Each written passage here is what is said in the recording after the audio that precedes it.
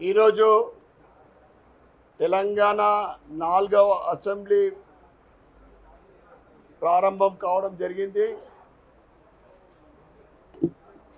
మొదటి రోజున ఏదైతే కాంగ్రెస్ ప్రభుత్వం ఏర్పడ్డ తర్వాత సంవత్సర కాలంలో ఇచ్చిన 6 గ్యారంటీలకు 6 అబద్ధాలుగా మారింది. దానికి దిక్కులేదు. కానీ వీళ్ళంతా శ్రద్ధ చీనాల మీద, వేషధారణ మార్పు మీద కాంగ్రెస్ ప్రభుత్వ ముఖ్యమంత్రి రేవంత్ రెడ్డి గారి దృష్టి దానిపైన ఉంది. గత ప్రభుత్వ తెలంగాణ తల్లి విగ్రహాన్ని వీరు ఈరోజు కొత్త రూపంతో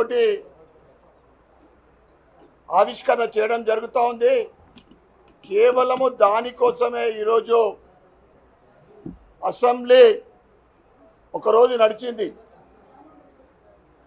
ముఖ్యంగా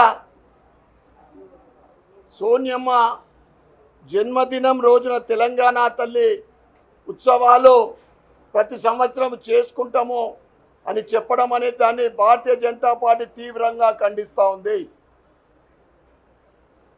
ఆనాడు ముఖ్యమంత్రి రేవంత్ రెడ్డి గారే సోనియమ్మని బలిదేవత అని ఈరోజు సోనియమ్మ మెప్పు కోసమే, ఢిల్లీ పెద్దల మెప్పు కోసమే ఈ జన్మదిన తెలంగాణ ఉత్సవాలు చేసుకుంటున్నాం. మేము తీవ్రంగా వ్యతిరేకిస్తూ ఉన్నాం, తీవ్రంగా ఖండిస్తూ ఉన్నాం.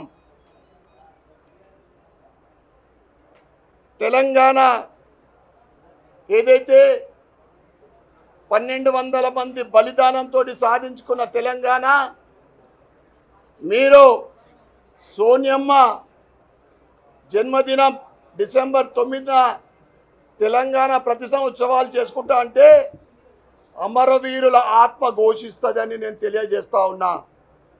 ఏదైతే 1200 మంది ఆత్మ బలిదానం చేసుకొని వారి కుటుంబాలు ఇవాళ అమరవీరుల ఆత్మ ఘోషిస్తుందని తెలియజేస్తా ఉన్నా. అదేవిధంగా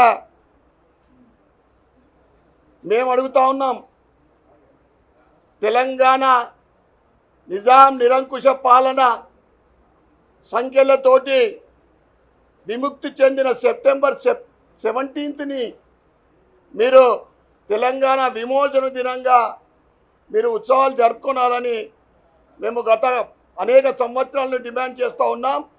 ఇప్పుడు కూడా మేము భారతీయ జనతా పార్టీ తరఫు నుండి మేము డిమాండ్ చేస్తూ ఉన్నాం. తెలంగాణ విగ్రహం మార్పులో తెలంగాణ అస్తిత్వం,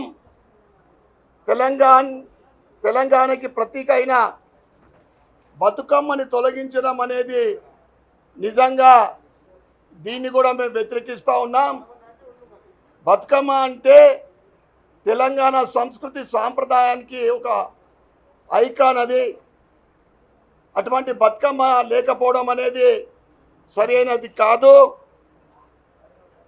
రాష్ట్ర ప్రభుత్వం ఏదైతే గత 26 రోజుల నుండి కోట్లాది రూపాయల ప్రజాధనం